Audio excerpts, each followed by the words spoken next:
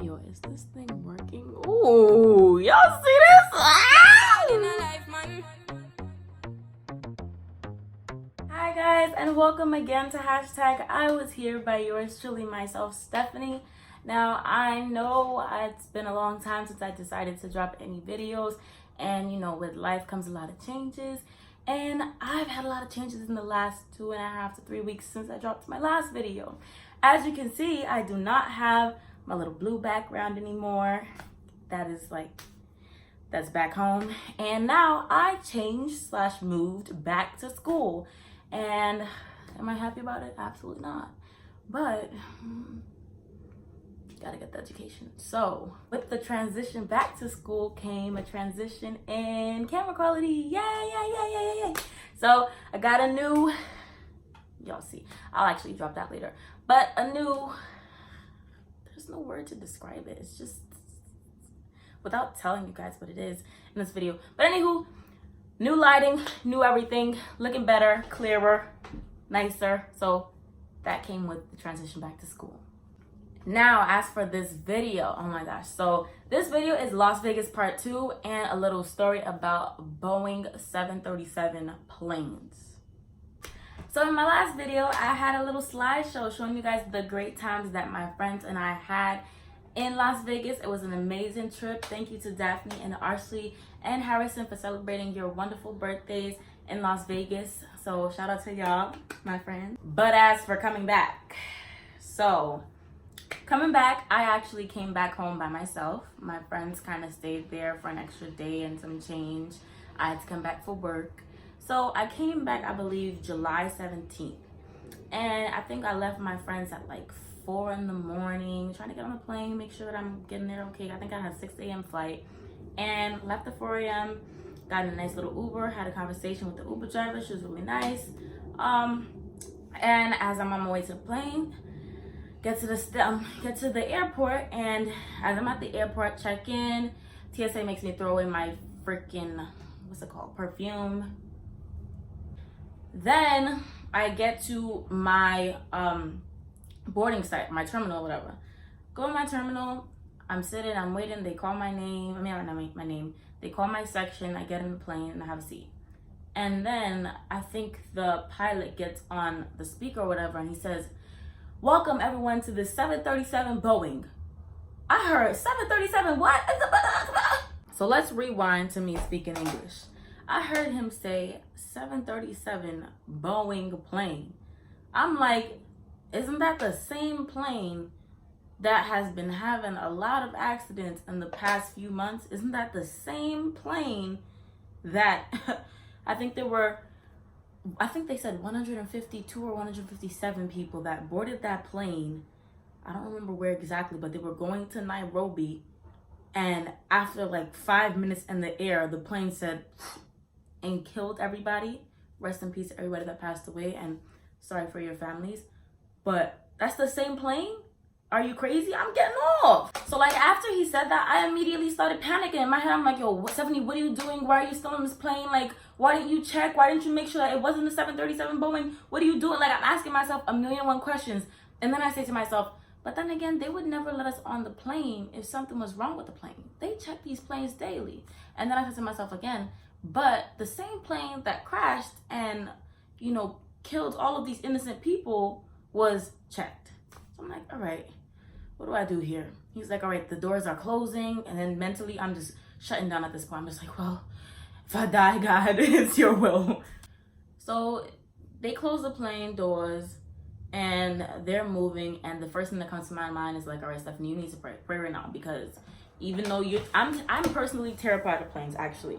The main reason why I took that flight so freaking far away is because, you know, I love my friends and I want to celebrate their birthday, but also I love trips. And I try to put my fear of planes away for me to get on flights.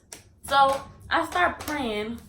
I'm like, oh God, please, please, please do not make this plane take me down with it. Like, I've seen too many 737 flight accidents. There was one the following week after my encounter with the 737 Boeing plane. But anywho, so I prayed. The plane is moving. We're taking off. And as we're taking off, as we're ascending, I think that's the word to use, It takes us literally almost 2 hours to get to 30,000 feet. And I'm literally observing, well, not 30,000, maybe 30,000 feet or 30,000 altitude. I don't know the term for it. But anywho, it takes us 2 hours to get to 30,000 feet. That's not normal. Like, honestly, from any plane that I've taken, to my knowledge, about an hour and a half max. But it takes us about 2 hours to get to 30,000 feet. I'm like, okay, whatever.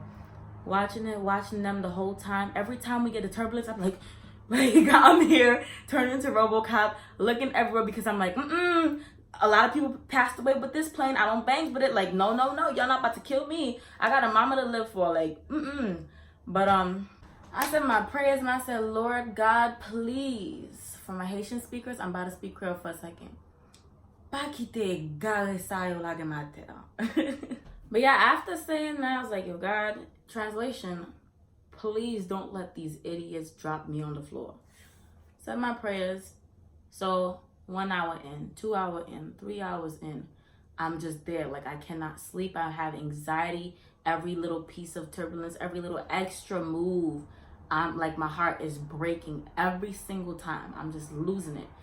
And then we get to, like, I think it was like an hour or 2 hour, not 2 hour, an hour or half an hour mark where it's time for us to, like, that's how much time we have left in this flight. And the pilot gets on the speaker and says, okay, we're going to be in New York in 30 minutes, just prepare yourself, get yourself ready. And as he's saying that, I'm like, oh, okay, like, yay, thank God. But I'm checking our altitude, and we're still at 30,000 around that range in altitude, 30,000 feet, 35,000 feet. I'm like, what's going on here? Why are we still so high if we're 30 minutes out? It took us almost an hour to 2 hours to get to 30,000 feet. Now for us to go down, we're 30 minutes out and we're still this high? That doesn't make sense. So mentally, I'm starting to panic. I'm like, why are we still so high? Like, what's going on? I'm literally like in my mental state, wilding. Okay. While I'm wilding, he tells us, we're about to descend, whatever the case may be. I'm very, very stressed. And then, like a minute or two into it, it's like I felt like my heart just started dropping out of my chest. Why was my heart dropping out of my chest? It felt like the plane freaking dropped with us. Like, we went from 30,000 to, I am convinced, without a doubt, we went from 30,000 to like 25 in literally 10 seconds. Like, it felt like, my theory is that the pilots probably it was a senior pilot and a freshman or new pilot, whomever, and I guess they didn't know when to start, descending. So they just decided, okay, well, damn, we're 30 minutes out. We are not descending at the correct pace. So let me just drop these idiots down so fast to the point where their freaking hearts drop. It's like we fell. Everybody in the plane was screaming. We're grabbing onto one another. We're thinking we're about to die. Like, honestly, I left that plane telling the people that I'm going to sue them because the pain that I felt in my heart, the fear, the screaming, the everything in that very moment was so surreal to the point where I really wanted to sue these people. Like I said to them, I'm going to sue you because how could you, what? So basically, yeah, they dropped us. We're all screaming like maniacs, like, what's going on? We're thinking we're about to die. And then I don't know if it was God or if it was, this could not have been a turbulence. Without a doubt, this was not a turbulence because we dropped. But dropped, we're screaming, we're all losing our minds, we're panicking. I'm grabbing onto the lady next to me, she's grabbing onto me, and it was just complete insanity, guys, like complete insanity. After all of that occurred, I'm pretty sure the pilot heard all of us screaming, thinking we're about to die.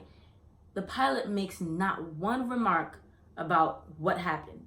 So in my eyes, the reason as to why I think this happened is because, well, this is my theory, as I said before, senior, freshman, didn't know when to descend and almost killed us all. So that happens.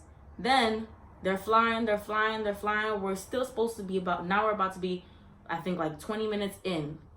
20 minutes to arrive at JFK. And as we're 20 minutes in, we feel another drop. But this time, thankfully, it wasn't as long. I don't know how far we dropped this time, but this time, thankfully, it didn't feel as far. And that time, mentally, I was done. I started bawling in tears because I'm like, all right, at this point, God, if it's your will, because these people really seem like they're trying to kill me. Like, if that's the case, because no. So at that point, I am bawling. I'm like in tears. Like, I'm like, yo, I don't understand what's going on. You know, number one, I was feeling anxiety the entire time because I don't like, you know, the idea of being on such a plane. And then on top of that, like, y'all dropping me. Like, you trying to give me a heart attack after like 2 seconds? Like, I already don't like your plane. Why? Like, come on. So as I was in tears, the lady right next to me, she noticed that it was a lot on me. Like, those drops was killing me. And, you know, she was terrified too. All of us that were sitting next to each other were terrified. And she, thankfully, bless her soul, she literally like grabbed my hand and cupped it, because I'm literally having a miniature panic attack on this plane, because like it was just too much. So she holds my hand, and as she's holding my hand, I'm really saying in my head, God, please, going back to Creole, translation, God, please don't let these idiots kill me. Don't let these idiots kill me, please. And thankfully, after that last second drop, even though I'm sitting there in a panic and I'm shaking my legs like a maniac, they finally brought us down safely, and we made it down to, you know, JFK. Left the plane, even though I told those people that I was gonna sue them. Left the plane, and I was just grateful to be able to put my feet on the ground again. So as you can tell, that was definitely a terrible experience for me, and I'm never boarding a Boeing 737 plane ever again. Not saying that nobody else should. I'm just saying that me personally will not be boarding a 737, and that was just, you know, my bad experience. So Las Vegas was great. Had an awesome time with my friends. This is my Las Vegas part 2. But coming back from Las Vegas, absolutely not. Number one, the damn flight was so damn long. And number two, they tried to kill me. So therefore, Las Vegas, loved you, great. But as for flying to you or even taking a Boeing 737 plane, again, not gonna happen. If you made it this far, thank you so much for watching my Las Vegas part 2 video. Stay tuned for my next video, guys. I promise I am going to be consistent. I just had too much going on. And as you can see, the change in location was definitely a major thing, or reason as to why I took so long to get back onto my YouTube channel and do what I gotta do. So next video, we are going to talk about, we're going back into more so the growth fixation and, you know, what my channel is mainly based on. But these 2 videos was just, you know, the little fun, the little travel, the little, you know, doing other things. But yes, thank you. Stay tuned for my next video. I should be dropping it next week, Tuesday. Blessings all for my life and my